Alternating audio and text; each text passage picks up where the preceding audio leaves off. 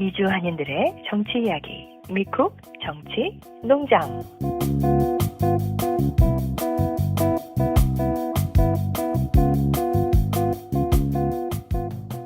안녕하세요, 애청자 여러분. 미쿡 정치 농장 너구리입니다.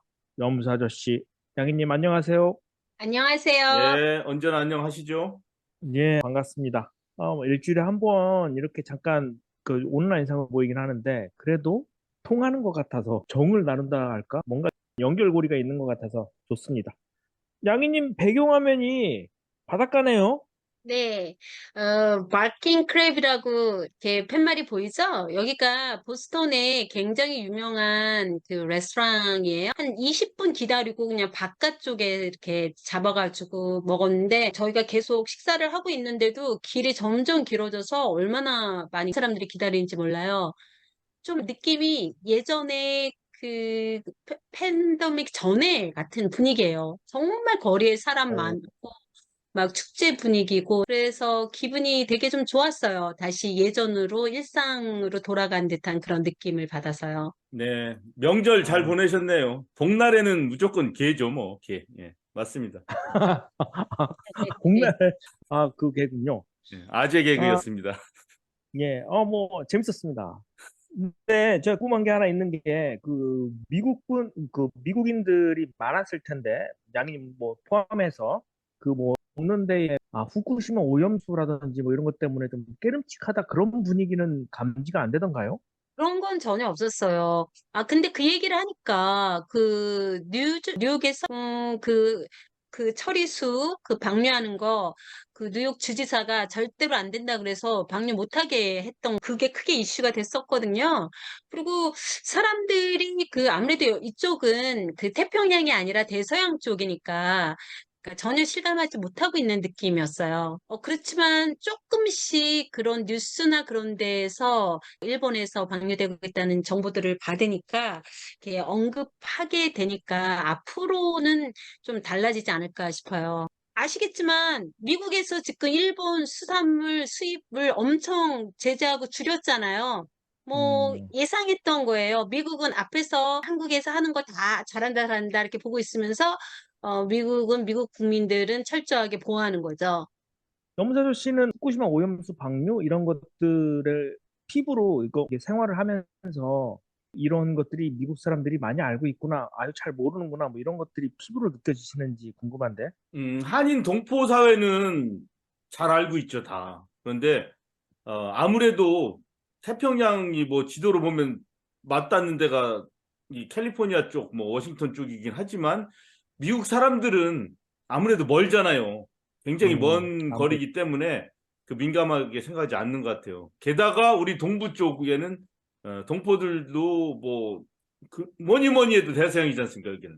아무래도 아무리 음, 생각해봐도. 그러니까 어, 한편으로는 약간의 우리가 대서양에 사는 게 좀 다행이다, 이런 기류가 감지되고 미국 사람들은 전혀 신경을 거의 안 쓰는 것 같고, 제가 본 바로는 음, 그렇습니다.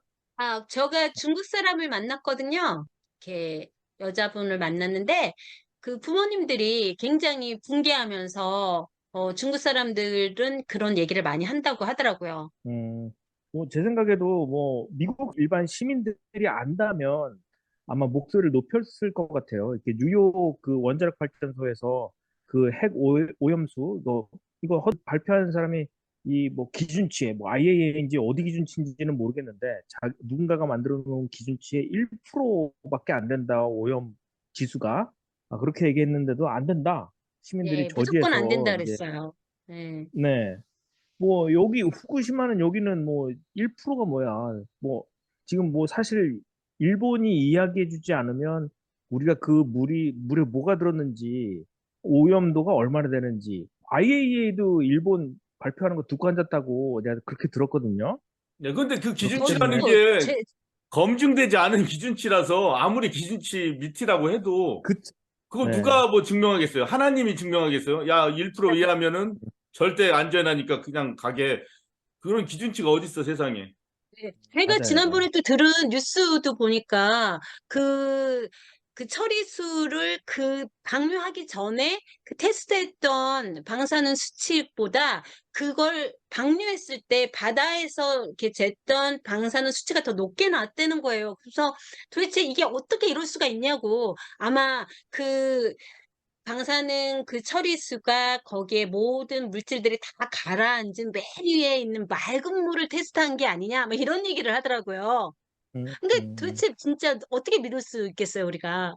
그렇죠. 뭐 도쿄전력이 뭐 일본 정부 포함해서 그런 거짓말한 게 그 이번에 그 후쿠시마 원자력 발전소에 관해서 드러난 거짓 해명 같은 것들이 8차례인가 5차례인가 되는 걸로 알고 있거든요. 그래서 일단은 저는 개인적으로 이거 오염수 방류 그만하고 뭐 다른 방안을 좀 찾아서 좀 하는 게 어떤가 뭐 이런 생각이 드네요.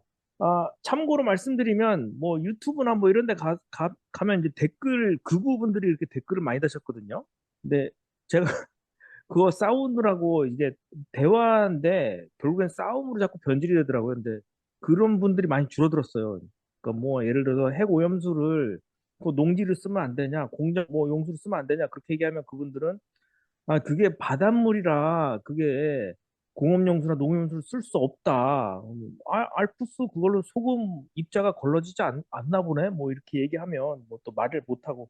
그러니까 잘 모르는 부분들을 서로 이야기하기 때문에 일단은 그냥 일단 멈추고 정말 전문가들이 IAEA 전문가라고 자꾸 하지만 다른 전문가들은 아무도 뭐 참여를 못하게 하잖아요. 할 수도 없게 하면서 이렇게 IAEA라는 그런 방패막에 뒤에 숨어서 과학이랍시고 하는 것은 좀 옳지 않다 이런 생각이 듭니다. 지난주에 제가 뉴스를 보다가 깜짝 놀란 것이 그 윤미향 의원이 간또 대학살 그 추념식인가요? 기념식인가요? 제가 그건 모르겠는데 그런 행사에 추모식, 네. 예, 다녀와서 때 아닌 색깔론에 휘말렸다는 소식을 들었습니다. 이 소식을 간략하게 이야기해 주시죠. 네. 윤 의원이 참석한 추모식은요, 그러니까 지난 9월 1일 일본 도쿄 요코아미초 공원에서 열린 그 추모식을 참석을 했다고 얘기를 해요. 이, 근데 이 간도 대지진 대학살에 대해서 잠깐만 얘기를 좀 할게요. 저도 어렸을 땐 잘 못 들었었어요. 근데 어느 순간 그 뉴스가 좀 많이 됐었는데, 그거를 이렇게 딱 듣고는 정말 너무 엄청나서, 아니, 이렇게 엄청난데 우리가 이렇게 몰랐을까? 그러니까 교육에서 전혀 가르쳐 주지 않으니까 그 스스로 알아서 찾거나 뭐 보통 대학에서 이런 동아리들에서 이런 이렇게 정보를 나누지 않으면 사람들이 많이 모르는 것 같아요. 이제 시작이 1923년 일본의 그 도쿄도 등을 포함한 간도 지방에서 이제 대지진이 발생을 했는데, 그 지진을 났을 때 일본 정부에서 이게 조선인들이 그 반란을 일으킨 사건으로 이렇게 둔갑을 시켜가지고 조선인을 대상으로 해서 완전히 무차별적인 대량 학살이 일어났던 사건이라고 하더라고요. 그러니까 이런 적이 없는데 완전히 일본 정부는 그 많은 사람들의 이렇게 준비되지 않고 많은 그런 그 참변으로 인해서 이렇게 원성이 높아지고 하니까 뭔가 그런 돌출구가 필요했겠죠. 그래서 그 조선 사람들을 대상으로 삼아서 그 사람의 희생양을 삼은 거예요. 6,000명, 뭐 6,600명 정도가 된다라고 얘기를 했지만 실제로는 수가 자료 발굴되면서 희생자가 거의 2만 한 3천 명 정도가 됐다고 해요. 그러니까 엄청나게 학살을 한 거죠. 근데 일본 정부는 이거를 부인을 하고 있어요. 그런 적이 없다라고 부인을 하고 있기 때문에, 하지만 양식 있는 또 양심 있는 그런 일본 시민들과 또 한국 사람들이 같이 모여서 이날 진상을 파악하고 계속해서 추모식을 이어가고 있고, 올해가 100년이 되는 해라고 얘기를 하네요. 아까 1923년도에 일어났고요. 그래서 유명 그 의원이 참석을 한 거예요. 여러 단체에서 이런 기념식을 하는데, 이제 이 분이 참석했던 추모식에 그 조청룡 계열 쪽, 그러니까 북한 쪽 인사들이 참석을 했던 것 같고, 그래서 윤미향 의원이 결국은 또 빨간색 입혀서 완전 색깔론으로 해서 간첩이다. 간첩과 북한과 내통하는 그 어떻게 그럴 수 있냐라고 또 이렇게 고발을 하고 조사를 하겠다고 지금 그러고 있는 거예요. 도대체 언제까지 지금 윤미향이 그 전에 위안부 할머니들의 그 돈 보상금을 사용했다고 고발을 당했다고 그 네네네. 결국은 다 무죄 처리됐잖아요. 근데 네, 사람들이 무죄 받은 거 몰라요. 그냥 네. 뭔가가 계속해서 그러니까 범죄 사실이 있어서 검찰한테 조사받았다. 그런 식으로만 많은 사람들이 기억하는 것처럼 요번에도 또 이 사람이 왜 윤 의원이 왜 일본에 갔고 왜 그 많은 행사 중에 여기에 참석했고 그런 거 다 상관없이 그냥 조총련계가 참석하는 그 행사에 참석을 했다 해서 간첩처럼 모으는 행위를 지금 하고 있는 게 이제 한마디로 옛날식으로 돌아가고 있는 것 같아서 지금 국민의힘하고 정부가 벌이고 있는 너무나 이 엄청난 일들에 계속해서 우리가 손 놓고 있다가는 뭔가 크게 당할 것 같은 그런 불길한 느낌을 주고 있어요. 검사 씨는 이거 윤미향 의원 사태 어떻게 보셨어요? 사건? 내가 윤미향 의원 사건도 사건이고 또 우리 해병대 수사단장 박정훈 대령에 아, 박대령. 예. 관련된 얘기도 네. 그렇고 지금 한 가지 딱 봐야 게 이 짓을 저지르는 사람이나 그것에 대해서 비판을 하시는 분 모두 다 한번 잠깐 생각을 해봤어요. 이렇게 계속 색깔론, 뭐 이미지 씌우기 이런 일들이 지금 계속 진행되고 있고 그거를 저지르는 사람이나 그것이 아니라고 지적하는 사람이나 진흙밭 속에서 같이 싸우고 있지 않습니까? 네. 난 이것이 참 우리가 불행한 곳으로 빠져들어 있구나 이미. 또 물론 우리가 거짓을 아니라고 진실을 밝히는데 아주 노력을 하고 있긴 하지만 그조차도 우리는 불행한 거예요 지금. 그래서 한번 가만히 생각해 보세요. 이 정치라는 것이 사회의 아픔을 보듬고 새로운 미래를 개척해 나가고 빈부격차를 없애고 사람들을 존중시켜야 되고 이 교사들 집회 이런 것처럼 사회 한 구석에서 굉장히 어떤 잘못된 일들이 벌어져서 사람들이 고통을 받고 있을 때 그거를 풀어내고 분단된 조국 이거 뭐 정상이 아니지 않습니까? 이 분단 그런 문제를 어떻게 하면은 풀어나가서 통일로 나가는가 이런 조금 희망과 그 사람이 사람답게 사는 곳을 건설하는 어떤 설레임으로 가는 정치가 되어야 되는데 근데 지금은 그 방향으로 가고 있어요? 아니면 무조건 싸우고 너 거짓말했다, 녹취가 있다, 뭐 색깔론 잘못됐다. 지금 이 속에 같이 우리가 이렇게 갇혀가지고 긍정적이고 희망적인 세상을 살지 못하고 이 진흙탕 속에 그냥 이렇게 묻혀 있는 이 현실이 좀 안타깝습니다. 네. 뭐, 근데 저는 염사주 씨 이렇게 말씀 그 하신 거를 지금 들으면 지금 국민의힘이나 이 윤석열 정부가 원하는 방향으로 해석을 하고 있다라고 느껴져서 그게 저는 우리가 그 해석을 동감을 하는 게 맞는지가 조금 의문스러워요. 왜냐면 그 사람들이 계속 이렇게 색깔론을 만들고 계속해서 뭔가 진흙탕에서 네가 잘했니 우리가 잘했니 뭐 이런 식으로 싸우는 것처럼 하는데 사실은 일방적으로 당하고 있는 거잖아요. 그리고 음, 이게 그 여론, 그 언론의 그 지평이 그 밸런스가 깨졌기 때문에 계속해서 우리가 사람들이 이해하는 거는 왜곡된 윤석열 정부가 원하는 그런 식으로만 자꾸 이해를 사람들이 하고 그러니까 아무리 그게 틀린 얘기를 할지라도 계속해서 우리가 들으면 그게 사실인 것처럼 사람들은 인식을 하게끔 돼 있는데 민주당이나 지금 윤미향 의원 간토 대신에 추모식에 간 것도 결국은 민주당이 잘못이다. 이렇게 결론을 지금 내고 있는데 도대체 그게 왜 민주당의 잘못이냐고요.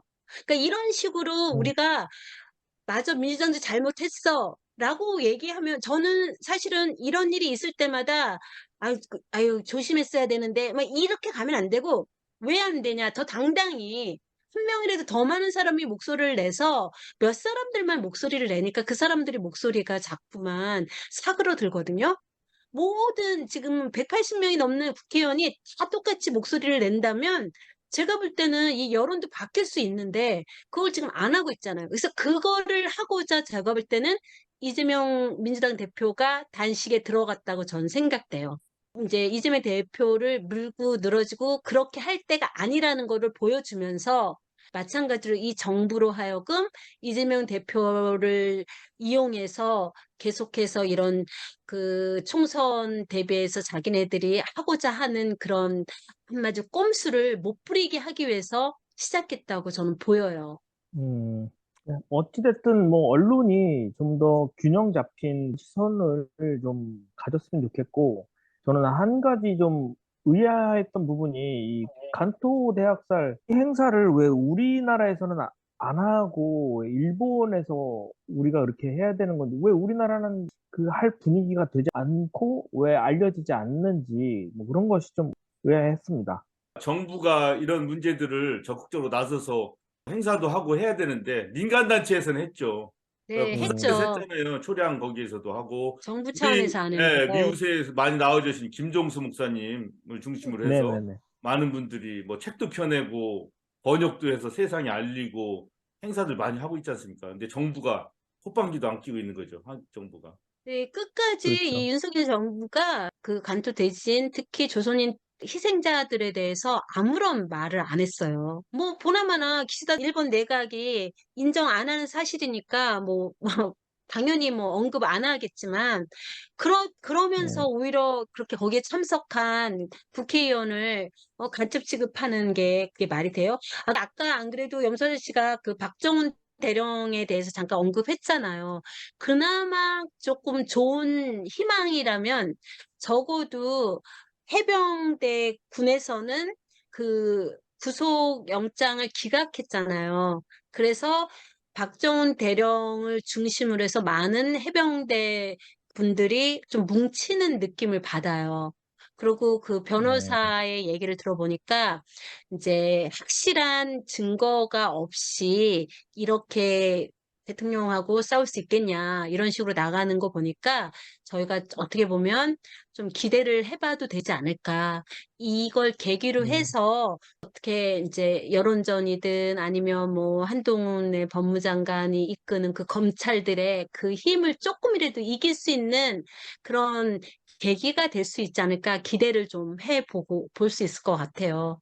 그리고 네. 요번에 그 홍범도 장군 흉상 옮기는 것 때문에 지금 저기 여권 자체에서도 보수에서도 약간의 분열이 지금 일어나고 있잖아요. 그 문제도 어떻게 보면 그러니까 윤석열 정부는 너무 단순한 것 같기도 하고 아니면 너무 배짱을 부리는 것 같기도 하고 아니면 지금 자기네 그 이동관 방송 통신위원장을 이제 앉혀놓고 이제 언론을 다 장악할 자신이 있어서인지 조금 너무 막무가내로 가는 게 어떻게 보면 우리가 정신 바짝 차리고 진짜 다 지켜봐야 할 만큼 심각하고 좀 무섭기도 하지만 또 그렇기 때문에 뚜개에서 그 조금씩 금이 가서 물이 새고 있는 그런 시점은 아닐까. 그런 희망스러운 네. 마음도 좀 가져봐요. 네. 뭐 누가 이기고 지고 뭐 이런 문제보다는 좀 정의가 바로 쓰는 그런 계기가 됐으면 조금이라도 뭐 다는 아니더라도 뭐 조금씩 세워가는 그런 징검다리가 되었으면 좋겠습니다. 염세 씨, 저 미국에도 리서치 앤 디벨롭먼트인가요? 미국은 어떤가요? 바이든 행정부에서 지난 8월 30일 날 이제 미국 정부의 R&D 분야에 대한 메모랜덤을 발표했어요. 메모랜덤. 이 메모랜덤이라는 것은 지침이라고 해석할 정도로 여하튼 그냥 뭐 기록만 한 것이 아니고 사실 이거는 대통령실이지 않습니까? 그 Executive Office of the President예요. 그러니까 바이든 대통령의 그 대통령실이 각 부처, Department and Agency, 그러니까 무슨 뭐 예를 들어 EPA 이런 거는 에이전시잖아요. Department of Energy, Department of Defense 뭐 이런 데는 부죠. 장관이 있는 부. 하여튼 이런 각 부처 실의 헤드 그 수장들한테 R&D 관련해서 연구개발 관련해 가지고 이번 행정부는 이런 식으로 하고 어떤 부분에 더 우선순위를 둘 것이니까 그리 알고 각 부서에서 연구개발 관련해 가지고 어떤 프로젝트를 계획을 세우고 예산을 신청하고 할 때 요 방향으로 해라라고 한 것이 바로 이 지침인데 8월 17일 날 대통령실에서 각 부처로 보냈고 8월 30일 날 바이든 대통령은 이 사실에 대해서 기자회견으로 발표를 했어요. 이번 2025년 회계연도에 연구개발 분야는 이런 식으로 우리가 할 것입니다라고 기자회견을 했습니다. 그러니까 그래서 지난주에 제가 이거를 발표하려고 했는데 시간이 없어서 먹살경제로 미뤘는데 먹살경제에서조차도 또 시간이 없어서 제가 결국 오늘 이거를 요약을 합니다. 예, 일단은 뭐 편안하게 얘기를 할게요. 이 뭐 저보다도 훨씬 영어를 더 잘 해석하고 전문 분야 분들은 이런 문건을 다 입수해서 이미 다 분석을 하셨겠지만 우리 미우세대 우리들 자체적으로 한번 언급을 한번 해보려고 합니다. 여기 지금 보시는 바와 같이 이 문건을 작성하신 분들은 이런 분입니다. 샬란다 영이 이제 관리 및 예산실의 실장이죠. 샬란다 영 여자분이고 아프로 아메리칸입니다. 흑인계 미국인. 루이지애나에서 공부를 하셨어요. 이분은 루이지애나에서 건강 관련해 가지고 뭐 석박사 따고 그 뒤로 워싱턴 DC에 가가지고 건강 관련 정책 뭐 이런 일들을 계속 해오시다가 지금은 여기 실장으로서 연구개발 분야의 우선순위라는 그 계획을 세우는데 참여를 하셨네요. 또 한 분이 여기 보이시죠? 아라티 프라바칼. 이름에서 아시다시피 이분은 인도계 여성입니다. 인도계 미국인. 그래서 과학 기술 정책실의 실장이에요. 이 두 분 명의로 해서 각 부장관 및 각 에이전스 리더들한테 헤드들한테 이렇게 다 보냈어요. 이 지침을. 자, 그래서 8월 31일 날 이렇게 이제 기자회견하고 어떤 식으로 2025년에 예산을 연구개발 분야에 이렇게 배정을 할 것인가 그거에 대해서 지금 바이든 대통령이 설명을 하고 있습니다. 그래서 빨리빨리 얘기를 하면은 뭐 우리가 뭐 이런 것까지 알 필요가 있느냐 하는데 그냥 왜 이걸 제가 하냐면 하나의 한 국가의 정책을 수립하고 예산 책정을 하는데 특히 연구개발 분야는 굉장히 중요한 곳 아닙니까? 뭐 그야말로 딴 건 다 안 해도 연구개발은 끝까지 해야 되는 거고 선진국일수록 연구개발에 대한 그 비중을 많이 책정하잖아요. 그래서 그렇죠. 그 미국 하면은 연구개발 분야에 뭐 1인자 뭐 이렇게 막 얘기해도 되죠.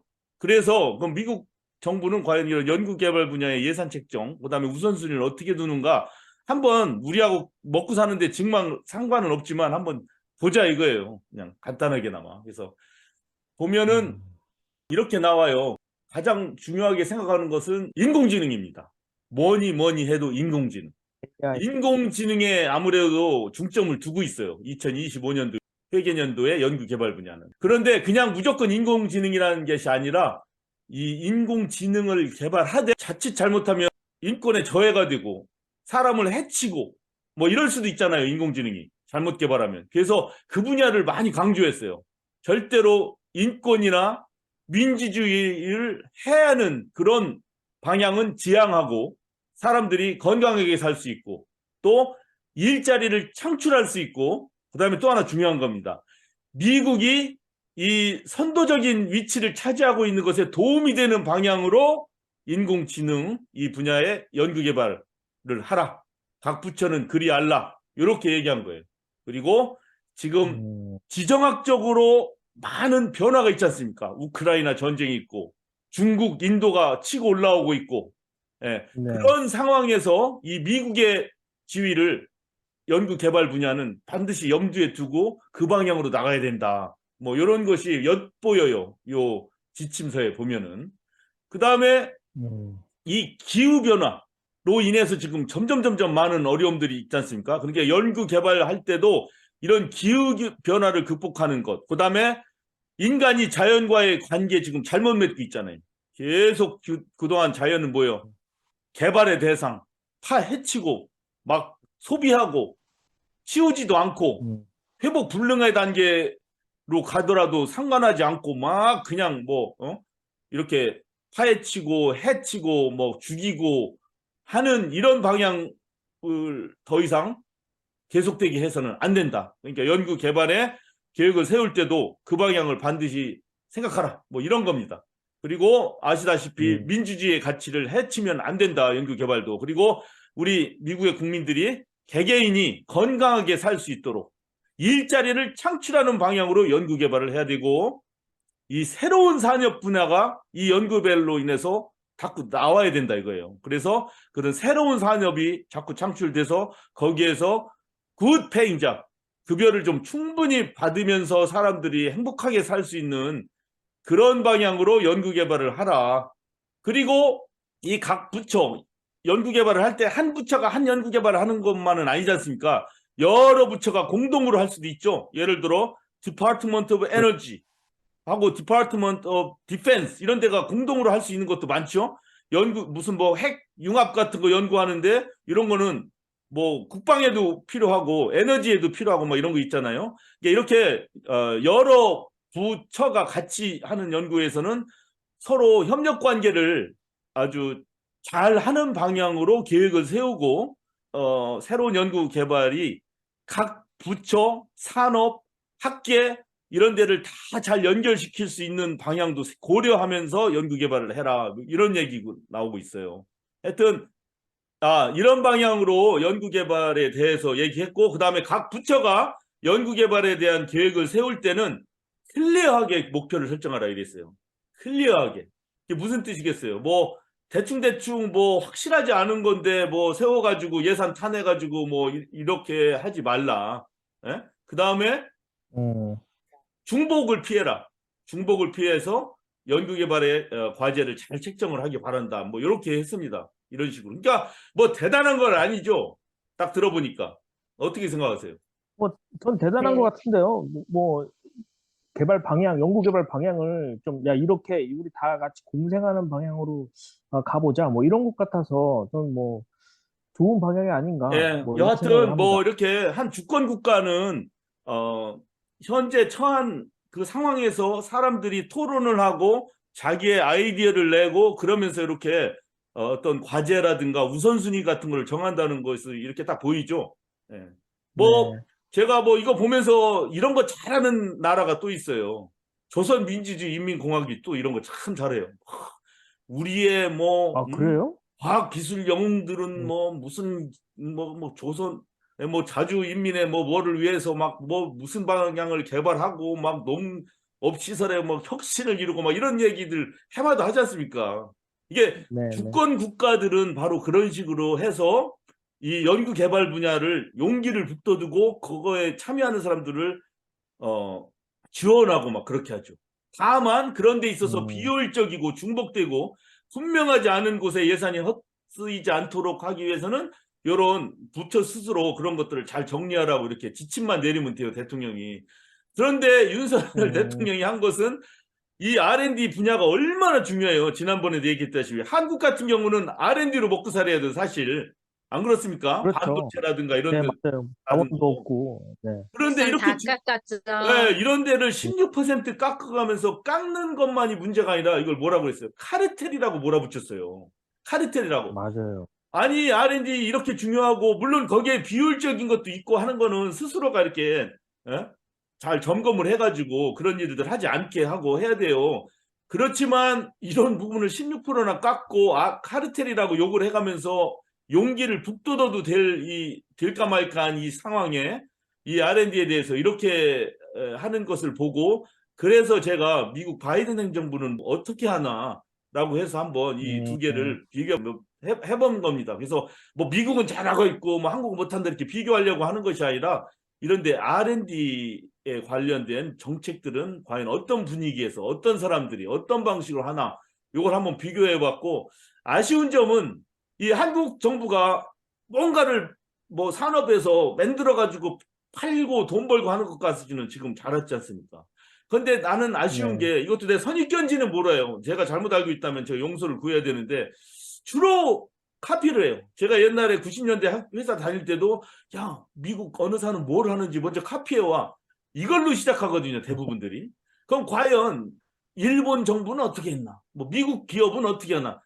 그건 한국 공무원들도 그러진 않기를 바라요, 이제는. 한국 공무원들도 이제는 음, 자기 생각을 얘기하고 그 생각들을 그렇죠. 취합해서 그 현실을 기반으로 뭔가를 과제를 설정해 나가고 추진해 가고 잘못된 부분들은 그러면 어떻게 해서 이걸 극복할 것인가가 이렇게 회의하고 자기 생각을 얘기하고 총합하고 취합하고 결정을 해나가는 그런 방식이 조금 아직 부족하지 않을까. 이런 식으로 그게요. 나가면은, 예. 저는 제가 볼 때는 그런 분야에 있어서 굉장히 많이 발전이 돼 왔다라고 느껴요.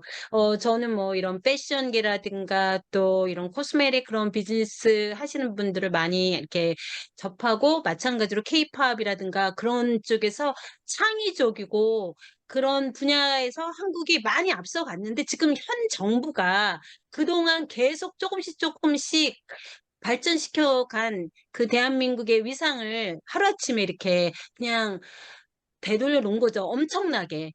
조금 되돌려 놓은 게 음, 아니라 이걸 다시 원상복귀 하기 위해서 얼마나 많은 그 노력과 시간이 필요할지 모를 정도로 저는 되돌려 놓았다고 생각이 돼요. 그리고 네. R&D 그 굉장히 많은 과학자들이 윤석열 대통령을 지지했었어요. 그 선거가 있기 전에. 한마디로 뒤통수를 지금 맞은 거죠. 근데 어떻게 보면 윤석열 대통령이 개인적으로 아마 친분이 있는 챙겨주고 싶은 사람이 아마도 없지 않나. 그쪽에. 그게 음. 기업이든 아니면 개인적인 그냥 인연이 있는 사람이든. 그래서 이렇게 찬밥 대우를 받는 게 아닌가. 그런, 이거는 네, 조금 그리고 그렇게 그냥 카르텔 뇌피셜입니다. 이런 거를 공격하면서 마치 보수층한테는 야, 이 대통령이 일을 잘하네. 전에는 대충대충 넘어간 것들을 딱 꼬집어가지고 예산수 삭감한다. 자기는 아마 그런 걸 노렸던 것 같아요. 대통령이 한 게 아니죠. 그 밑에 있는 애들이 그렇게 했겠죠. 근데 지금 그게 잘못돼도 크게 잘못됐다. 뭐 그렇게 음. 얘기합니다. 자, 이 네, 잘 들었습니다. 말씀 들으니까 뭐 미국의 그런 어떤 개발 연구 이런 것들이 우리나라보다는 좀 낫자. 뭐 비교하려고 그런 게 아니라 뭐 듣고 나니까 그렇게 느낌이 드네요. 지금 윤석열이 지금 말레이시아인가 뭐 아세안 20 뭐 회의 갔는데요. 거기서 나온 발언이 우리가 보통 예전에 한중일 뭐 회담 뭐 한중일 뭐가 있다 뭐 이렇게 얘기했는데 이번에는 윤석열이 한일중이 같이 협력해야 된다 뭐 이런 식으로 얘기해서 중국보다는 일본에 우리가 가깝다 뭐 이런 것들을 이야기했습니다. 지금까지 들어주신 분들 감사드리고요. 다음 주에 또 건강한 모습으로 여러분들 찾아뵙겠습니다. 모두 수고하셨습니다. 네, 모두 수고하셨어요. 수고하셨습니다. 다음 주에 봬요.